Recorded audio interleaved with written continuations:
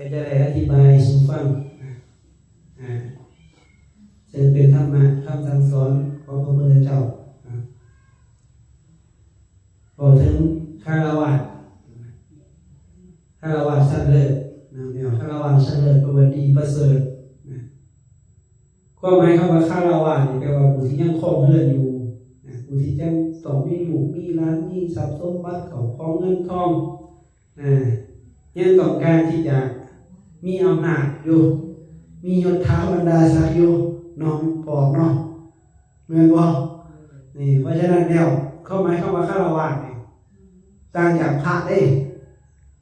พวกนี่ต้องหาเงินหาคำต้องเยอะต่างๆเพื่อมาเลี้ยงครอบเลี้ยงครัวแม่นบ่นะคือพระนี่บ่แม่นเด้ถือบาตรไปแล้วก็ได้แล้วได้คือนะเพราะฉะนั้นแล้วเพิ่นบอกว่ามีธรรมอยู่4อย่างเนาะ1หากินด้วยความเป็นธรรม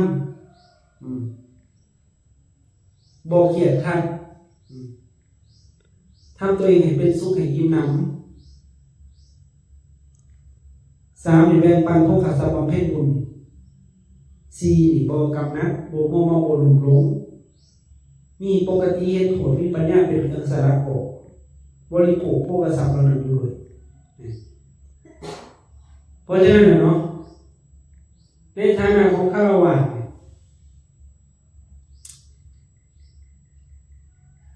คือเกิดว่าการค้นขวายการดิ้นรนแม่นปะ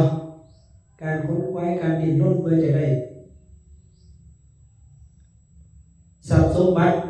ยังก็แล้วแต่เพื่อจะมาเลี้ยงชีพจะว่ามีหากินโดยความเป็นธรรมมีอาชีพมีการงานนั่นนี่ที่นี่คันเฮาบ่เป็นธรรมนี่เฮาต้องการได้เงินได้ธรรมนั่นนี่แต่คันเฮาบ่มีธรรมนี่เฮาก็สิมีอาชีพที่สุจริตอย่างเดียวบ่ได้มีทั้งบ่สุจริตนำอาชีพที่บ่สุจริตก็มีแม่นบ่ล่ะอาชีพที่สุจริตก็มีอาชีพที่สุจริตนี่คือเอิ้นว่าเฮาหาทรัพย์มาด้วยกำลังแขนกำลังขาบ่ได้ไปเบียดเบียนผู้ใดนะสุจริตบ่สุจริตเนาะอาชีพที่บ่สุจริตนี่คือเอิ้นว่าเฮ็ดจังได๋ข่อยสิได้เงินสิไปเป็นแก๊ง call center ก็ได้นะเพื่อจะได้เงินมาสิไปพวกสแกมเมอร์นะหลอกลวงต้มทุนอย่างบ่เนาะหรือว่าพวกที่เกิดว่าอาชีพที่บ่สุจริตนั่นน่ะเบียดเบียนคนอื่นเฮ็ดให้คนอื่นเดือดร้อนนั่นนี่ก็เพื่อจะได้ทรัพย์กันมาเพราะฉะนั้นแล้วฆราวาสนี่คือผู้ที่ยังต้องแสวงหาผู้ที่ต้องยังดิ้นรนนะเพื่อจะมาเลี้ยงบุตรภรรยาขาดกรรมกรคนใส่คนทำงานนะเพื่อจะหาทรัพย์เพื่อมาบริโภคต้องการที่จะมียศมีตำแหน่งมีอำนาจมีชื่อเสียงอย่างที่ไหนเพราะฉะนั้นเดี๋ยวเพิ่นบอกว่าการที่เฮาจะมีทรัพย์มีเงินเข้ามีชื่อเสียงอย่างนั้นก็บ่ผิดแต่ว่าสิ่งสำคัญคือให้มันถึงธรรมให้มันถึงต้องคำว่าถึงต้องมันก็บ่เป็นบาปเนี่ยมันก็บ่เป็นบาปถ้ามันถึงต้องมันถึงธรรมนะเฮามีอาชีพการงานอย่างกับมันให้มันซื่อสัตย์สุจริตบ่ผิดต่อกฎหมายบ้านเมืองบ่ผิดต่อศีลต่อธรรมได้ทรัพย์มาเดือดร้อนอยู่บ่เดือดร้อนเนาะแม่นบ่ล่ะบ่เดือดร้อนได้คำมันถึงเพราะฉะนั้นแล้วเนาะมันสิต่างกันกับคนได้ทรัพย์มาที่บ่ถูกเดือดร้อนไปขายยาเสพติดจังซี่เดือดร้อนบ่พอเดือดร้อนเนาะได้ทรัพย์มาแต่มันเดือดร้อนมันบ่เป็นสุขจังซี่นะเพราะฉะนั้นเนาะเฮาทุกคนนะก็มีอาชีพการงานของใครของมันบ่ว่าจะขายจะขายหยังก็ตามนะก็คำนึงถึงความเป็นธรรมบอกว่าหาคือด้วยความเป็นธรรม ที่นี่ที่ว่าเฮาหากินด้วยความเป็นธรรมโดยซื่อสัตย์สุจริตมันอาจจะมีรายได้ที่น้อยบ่พอบ่หลายคือเฮาสุจริตบ่หลายคือขายยามากว่าจังซั่นเห็นบ่แต่ก็บ่ได้เครียดคักบ่ได้เคร่งเครียดบ่ได้ทุกข์อกทุกข์ใจนะสบายบ่นอนหลับสบายบ่บ่เดือดร้อนบ่มีตำรวจมาจับบ่เห็นบ่ล่ะน้อยก็ตามแต่มันเป็นสุขบ่เดือดร้อนเพราะฉะนั้นเดี๋ยวเพิ่นว่าให้เฮานี่หากินด้วยความเป็นธรรมบ่เครียดคักมันเป็นสุขพอใจในการหาอาชีพแบบนั้นทำแบบนั้นได้น้อยก็ตามแต่มันบ่ได้เบียดเบียนผู้ใดมันเป็นธรรมนะบ่ได้เฮ็ดให้ผู้ใดเดือดร้อนพอเฮาใช่หากินด้วยความเป็นธรรมบ่เครียดคักบ่เคร่งเครียดบ่ซีเรียสนะอันนี้ก็ข้อหนึ่งที่เฮาต้องพิจารณานะบางทีเฮาเคร่งเครียดเพราะการเลี้ยง บ่พอใส่เลี้ยงลูกเลี้ยงผัวเลี้ยงเมียนั่นนี่นะบ่พอใส่ต่อการใช้ชีวิตทางโลกก็ต้องดิ้นรนเฮ็ดให้ตัวเองนี่ผิดศีลผิดธรรมอันนี้ก็บ่สั่นเลิศนะเด้อข้อที่1เด้อเพราะฉะนั้นถึงว่าเฮาจะมีรายได้น้อยแต่เฮาก็บ่ได้เคร่งเครียดบ่ได้ซีเรียสกับมันพอจะมีความสุขกับการทำอาชีพแบบนี้การงานแบบนี้นะโดยที่มันถูกต้องโดยที่มันเป็นธรรมเนาะข้อที่1เด้อสิ่งที่พวกเขาต้องมีเด้คันเฮาเป็นฆราวาสเฮาต้องมีเด้คันเฮาบ่มีอันนี้บ่แม่นเด้ฆราวาสบ่เลิกเลยเด้อบ่เลิกเลยเป็นฆราวาสบ่เลิกแล้วฆราวาสผู้นี้ใครมันผิดศีลนี่ผิดธรรมนี่นะได้มาอยู่เงินน่ะจะนำมันสิไปอบายจังซั่นไหมมันเฮ็ดบ่ถูกดิผิดศีลผิดธรรมดิเปลี่ยนคนอื่นดินะทีนี้เฮาได้สักมาได้หน่อยก็ตามบ่เคร่งเครียดแล้วก็ทำตัวเองให้เป็นสุขบัดได้สักมาแล้วเห็นตัวเองมันมีความสุขจากการได้ที่สักเฮ็ดจังได๋มันสิมีสุขเลี้ยงตัวเองให้อิ่มน้ำเลี้ยงบุตรภรรยามีลูกมีเมียก็เลี้ยงลูกเลี้ยงเมียมันอิ่มน้ำสำราญเลี้ยงบิดามารดานะเลี้ยงพ่อเลี้ยงแม่เด้ให้อิ่มน้ำสำราญทำตัวเองเป็นสุขให้อิ่มน้ำนี่เพราะฉะนั้นคันเฮาได้สักมาแล้วคันเฮาไปเห็นการพนันเป็นอะไร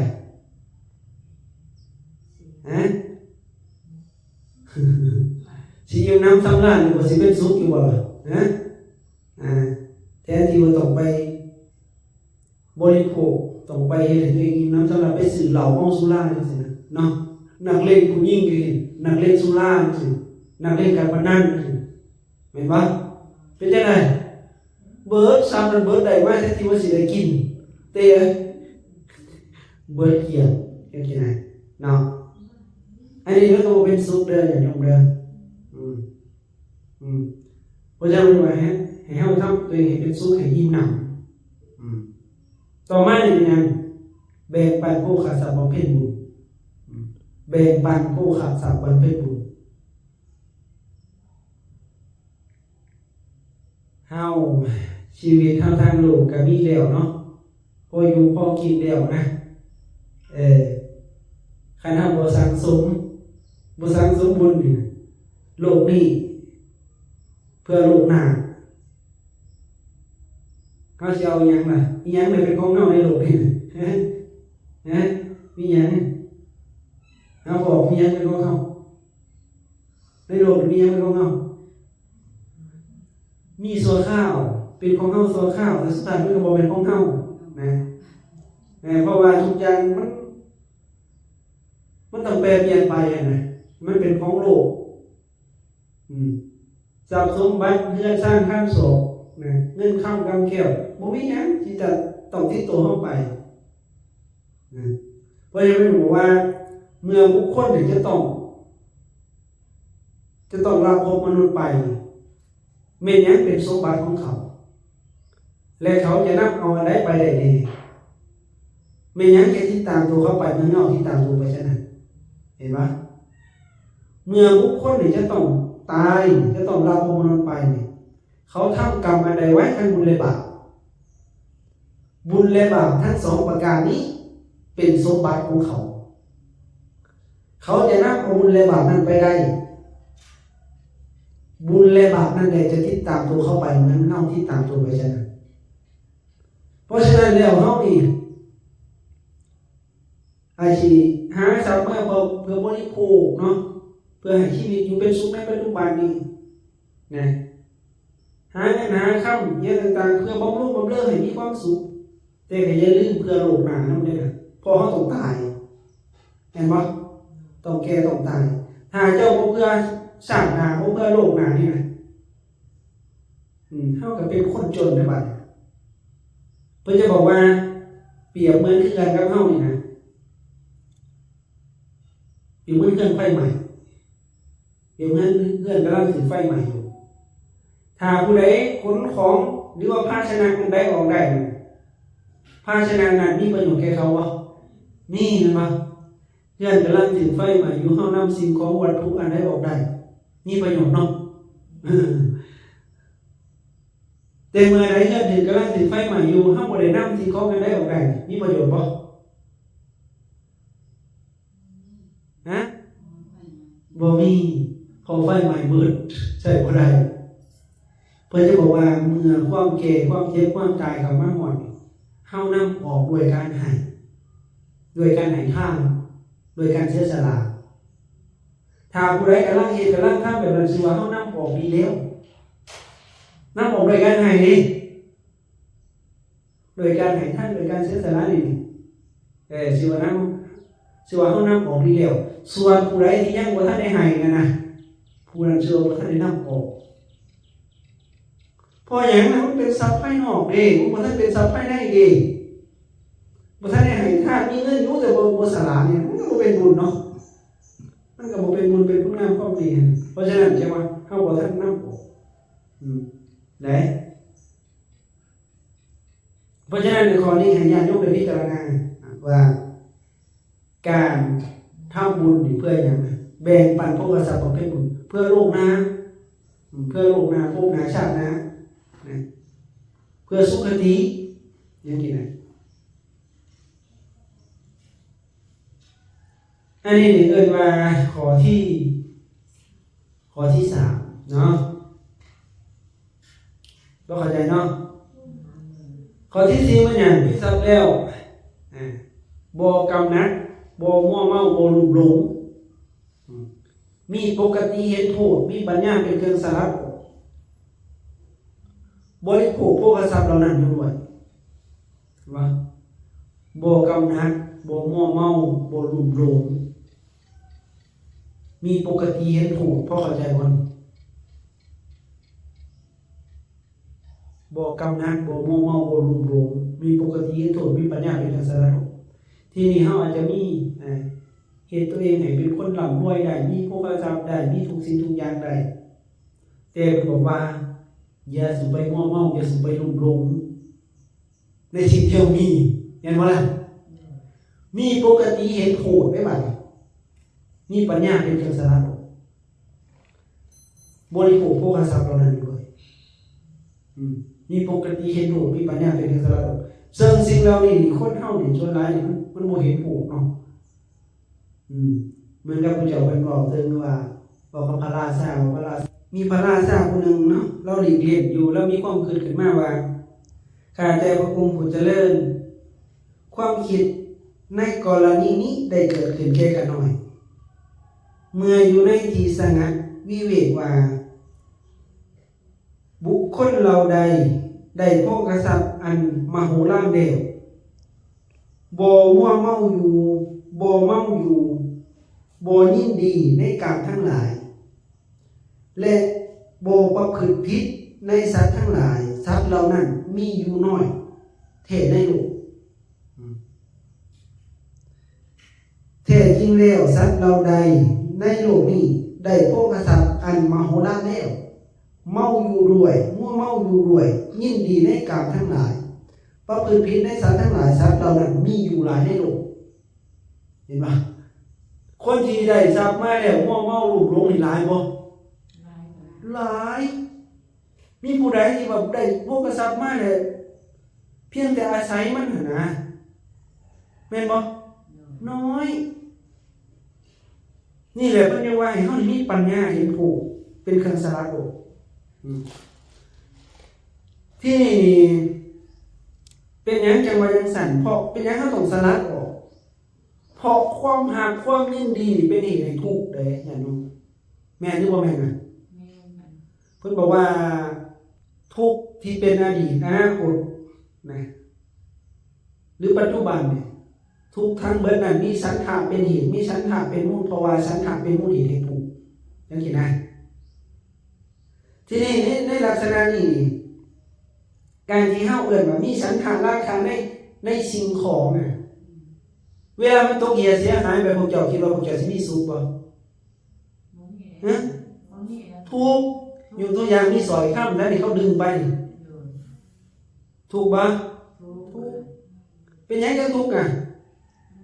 พอสอยข้ามขน่อยดิพอขน่อยพอใจดิขน่อยหักดิแม่นบ่ล่ะก็เลยถูก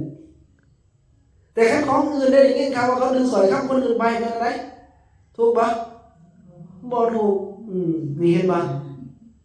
นี่ลักษณะแบบหรือสิ่งของอะไรก็ตามที่มันเป็นของเฮามีความหักมีความหวงแหนถูกป่ะนี่มันแปรเปลี่ยนแตกสลายไปถูกเนี่ยเพราะฉะนั้นเนี่ยความทุกข์นี่เฮาสองสั่นได้อย่างนุ่มสองสั่นบ่ไหนทรัพย์กับเสียใจกับทุกข์สิ่งของที่มันแปรเปลี่ยนแตกสลายเป็นอย่างอื่นถูกบ่ว่าแต่ทรัพย์สมบัติเข้าของแม้แต่ตัวเฮาเองคนไก่ตัวคันเฮามีอุปทานยึดมั่นถือมั่นแบบคือมันสิบ่แปรเปลี่ยนแตกสลายนี่นะในเมื่อสิ่งนั้นมันแปรเปลี่ยนแต่สลายตายจากกันไปนี่นะทุกข์นะเพราะฉะนั้นเพิ่นบอกว่าให้เฮานี่หั่นนะมีปกติเห็นโทษเห็นบ่มีปัญญาเป็นเครื่องสลัดออกเห็นโทษว่าจักวันนึงมันต้องเปลี่ยนมันต้องแตกสลายมื้อนี้เป็นของเฮามื้อหน้ามันจะบ่เป็นของเฮา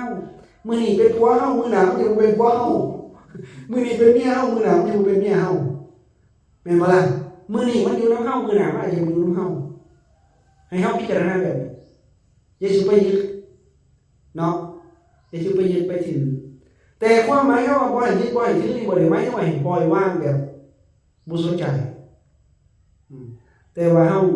เฮามีผัวมีเมียเฮาก็ทำหน้าที่ของผัวของเมียให้ดีมีลูกก็ทำหน้าที่ของลูกให้ดีเป็นพ่อเป็นแม่ก็ทำหน้าที่ของพ่อของแม่ต่อลูกให้ดีมีทรัพย์สมบัติก็ทำหน้าที่ของเป็นเจ้าของให้ดีแต่บ่ให้ยึดนะบ่ได้หมายถึงว่ามีหยังโอ้ยเอาไปโลดบ่แม่นของข่อยครับก็บ่แม่นก็ดูแลรักษาตามปกติแต่ถ้ามันเสียหายไปแล้วก็เข้าใจว่าโอ้นี่มันบ่เที่ยงบ่ได้ทุกข์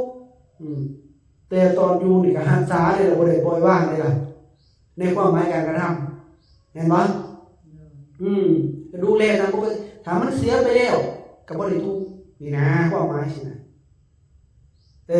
นั่นนะเหมือนกับเฮามีลูกเด้ลูกตายไปมันคืออย่างซั่น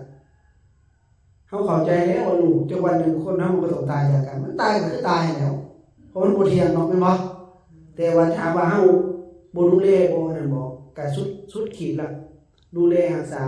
แต่มันก็นี่มันสัจธรรมความจริงนะมีปัญญาเป็นเครื่องสลัดออกเลยสลัดออกตอนไหนตอนนั้นบ่ทันได้เสียหายดีแล้วนะพยายามเห็นถูกเพื่อสิคายผู้เจ้าเพิ่นก็บอกว่าเปรียบเหมือนเนื้อที่นอนในบ่วงแต่บ่ติดบ่วงเฮานี่นอนอยู่ในบ่วงบ่นี่ถือบ่วงพ่อแม่นบ่มีลูกกับผูกพันกับลูกครับคือสิบ่ตายป้ากันนี่นะมีทรัพย์สมบัติกับโอ้ยผูกพันคือมันสิบ่ตกเหี่ยเสียหายคือมันสิจีรังอย่างยืนนี่นะมีอีหยังกับอุปทานเพราะอันนั้นมีอีหยังกับยึดเพราะอันนั้นมีฉันทะราคะความพอใจยินดีถูกบ่ตกเหี่ยเสียหายถูกนี่ก็เลยว่าถึงบวกเปรียบเหมือนเนื้อ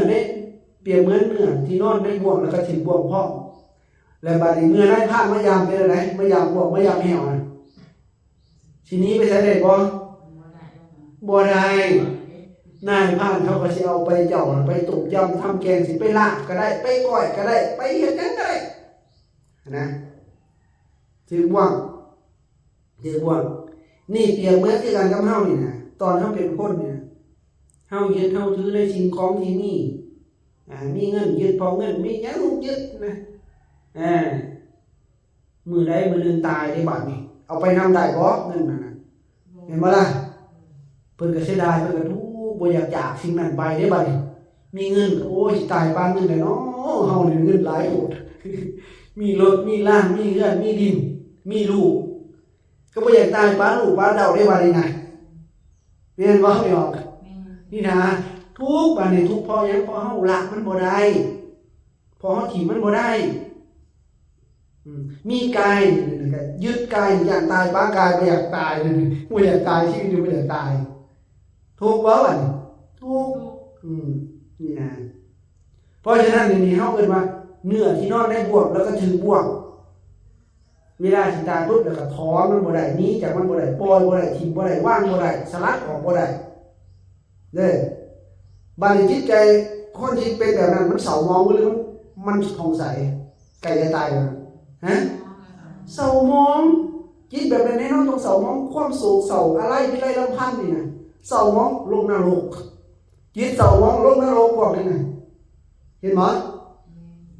จิตเศร้ามองจิตบ่ผ่องใสจิตพอกโอ้ยมันอะไรเอาวอดนะนี่ลักษณะนี้ถือบ่วงกับโลกอบายโลกอบายเพราะฉะนั้นแล้วเพิ่นบอกว่าเนื้อที่นอนในบ่วงแต่บ่ถือบ่วงคือได้คือเฮานี่อยู่กับบ่วงนั่นมีลูกมีหลานมีไห้มีหน้ามีหัวมีสวนมีบุตรภรรยามีทุกอย่างแต่เหตุใดบ่ว่าสิบ่ถึงบ่วงฮะมีลูกก็สักแต่ว่ามีลูกก็ทำหน้าที่ของพ่อของแม่ไปมีผัวมีเมียก็ทำหน้าที่ผัวเมียไปนะมีทรัพย์สมบัติก็ทำหน้าที่ไปเพื่อใส่เพื่อจ่ายเพื่อให้อยู่ดีเป็นสุขในปัจจุบันพอได้เฮ็ดสร้างน้ำทำบุญไปแต่บ่ได้ไม้มันบ่ได้ยึดถือมันปล่อยมันนะแต่บ่ได้ไม้ที่ว่าบ่รักษาได้จำดีๆได้ขอนี่นะเห็นบ่ก็ทำหน้าที่ไปแต่บ่ยึดมันนะบ่ยึดมันบ่มีอุปทานแต่ก็ทำหน้าที่ดีๆนะทีนี้ในเมื่อเฮาถึงเวลาใกล้จะตายมานี่นะหรือว่าเปรียบเทียบใส่ในพานมะยามนะไว้ในพานมะยามเฮาบ่ได้ถึงบ่วงเนาะเฮาเต็มบ่วงไว้อยู่แต่บ่ได้ถึงบ่วงนะหนีได้บ่บัดนี้พบได้บ่ได้โอ้ยโดดย่องไปเลยตามสบายสิไปไสก็ไปเข้าป่าเข้าดงก็ไปนะเปรียบเหมือนคือเฮาคือกันเฮาจะมีทุกอย่างนี่นะมีบุตรภรรยาขาขาดกรรมกรทุกอย่างมีทรัพย์สมบัติมีดินมีดอนมีเรือนนะทุกอย่างแต่สุดท้ายมาเวลาใกล้จะตายสามารถปล่อยได้บ่ห่วงอีหยังไม่ออกบ่ห่วงอีหยังห่วงแต่ลมหายใจบ่สิฮู้บ่ลมหายใจนี่นะสิมีสติสัมปชัญญะอยู่บ่สิปล่อยทุกอย่างได้บ่นะให้มีสติอยู่กับปัจจุบันได้บ่นี่แหละฮอดเวลาแล้วต้องถิ่มแล้วบัดนี้นี่นายพรานมายามนี่เฮาก็ไปตามสบายจิตใจก็บ่ได้เศร้าบ่ได้มองบ่ได้หยังแน่ว่าเนื้อที่นอนในบ่วงแต่บ่ถึงบ่วงพอเข้าใจบ่นี่เพราะฉะนั้นแล้วถ้าเฮาประกอบด้วยธรรม4อย่างนี่เพิ่นเรียกว่าคารวะชั้นเลิศหากินโดยความเป็นธรรมเด้อตอนนั้นยังเป็นคนน่ะอย่าสิไปกระเสือกกระสนจนเฮ็ดผิดศีลผิดธรรมอย่าจะบ่ได้อยู่ได้กินอย่าจะบ่ร่ำบ่รวยนี่แบบมันทุจริตรวยแบบบ่มีศีลมีธรรมสิเอาบ่ล่ะรวยแล้วโลกนรกเอาบ่ล่ะเห็นบ่ล่ะหากินโดยความเป็นธรรมได้หน่อยก็ตามแต่มีความสุขบ่ได้ไปกดไปโกงผู้ใดหามาด้วยกำลังแขนกำลังขาตนเองด้วยอาบเหงื่อต่างน้ำด้วยสติปัญญาบ่ได้เบียดเบียนผู้ใดมันมีความสุขมันเป็นศีลเป็นธรรมเป็นบ่เป็นบาปหากินโดยความเป็นธรรมแล้วก็บ่เคร่งเครียดบ่ซีเรียสกับการงานแบบนั้นได้หน่อยก็ตามพอใจยินดีกับการเฮ็ดการหาแบบนั้นเพราะมันถือธรรมนะได้มาแล้วก็ทำตัวเองให้เป็นสุขให้อิ่มหนำอย่าสิไปเฮ็ดอันใดที่มันบ่ถึงบ่ต้องฟุ่มเฟือยนั่นนี่แม่นบ่อบายมุขต่างๆมันบ่อิ่มหนำมันนะทำตัวเองให้อิ่มหนำแล้วก็ได้ทรัพย์มาแล้วก็แบ่งปันผู้เขาทรัพย์บำเพ็ญบุญนี่ญาติโยมเอ้ยพวกเจ้าเอาคักเด้อย่าสิปล่อยให้หมู่เอาบุญเบิดเด้ตอนนี้เพิ่นสิสร้างกุฏิเนี่ยเอาโลดผู้ใดอยากเฮ็ดโลดค่อยคิดสบายค่อยบ่เสียค่อยบ่ออกค่อยบ่สละแสดงจงผู้เจ้าเอาบุญแล้วนะปล่อยเขาเอาบุญเบิดน่ะแม่นบ่ล่ะจังสิได้เพราะฉะนั้นนั่นก็มีส่วนรวมอยากได้บุญเด้ผู้ใดมีกำลังสำใดก็ช่วยกันนะเป็นบุญแม่นบ่หรือบ่แม่นน่ะ นี่เอิ้นว่าแบ่งปันพวกกษัตริย์บำเพ็ญบุญฝังคุ้มทรัพย์ไว้คุ้มทรัพย์อันนี้บ่ทั่วไปแก่ไฟแก่น้ำแก่พระราชาแก่โจรนะคุ้มทรัพย์ฝังไว้ใต้ดินฝังไว้นั่นนี่จะน้อยก็ยักเอาไปญาติบ่เป็นที่ฮักเอาไปคุ้มทรัพย์ฝังไว้เคลื่อนที่นะนะอันนี้มันก็สิมันเป็นคุ้มทรัพย์ที่ยังมีคนอยากแย่งเอาไปได้เนาะเพราะฉะนั้นคุ้มทรัพย์ที่ฝังไว้จังซี่ฝังไว้กับพระพุทธพระธรรมพระสงฆ์ฝังไว้กับสถานที่หยังต่างๆนี่มาสร้างเจดีย์มาสร้างนี่นะสร้างโรงศาลานี่นะสร้างกุฏิวิหารนี่แหละคุ้มทรัพย์ที่ฝังไว้ดีแล้วไฟไหม้บ่ได้โจรพุ่นบ่ได้น้ำท่วมบ่ได้ถ้าญาติมันบ่เป็นที่ฮักญาติแย่งเอาไปบ่ได้แม่นบ่นี่คือการให้ทานแบ่งปันผู้ขาดสภาพเพศบุญและก็บ่กำนัดบ่มั่วมาบ่ลุ่มหลงมีปกติให้ตนมีปัญญาเป็นเครื่องสลัดออกและก็บริโภคมันอยู่ใช้มันอยู่นะอาศัยมันอยู่นี่นะเนาะเพราะฉะนั้นเด้ออย่างนุ่มเด้อถ้าผู้ใดมีธรรม4อย่างนี่เพิ่นเรียกว่าคารวะชั้นเลิศชั้นประเสริฐชั้นหัวหน้าชั้นบวรชั้นสูงสุดกว่าคารวะทั้งหลายเปรียบเหมือนนมสดเกิดจากแม่งัวนมสดเกิดจากนมสดเนยขุ่นเกิดจากนมสดเนยใสเกิดจากเนยใสหัวเนยใสปรากฏว่าเลิศกว่ารสอันเกิดจากแม่งัวทั้งหลายเห็นปะเพราะฉะนั้นสิ่งที่ประเสริฐนี่การเป็นฆราวาสที่ประเสริฐสุดนี่คือหยังบ่แม่นเป็นฆราวาส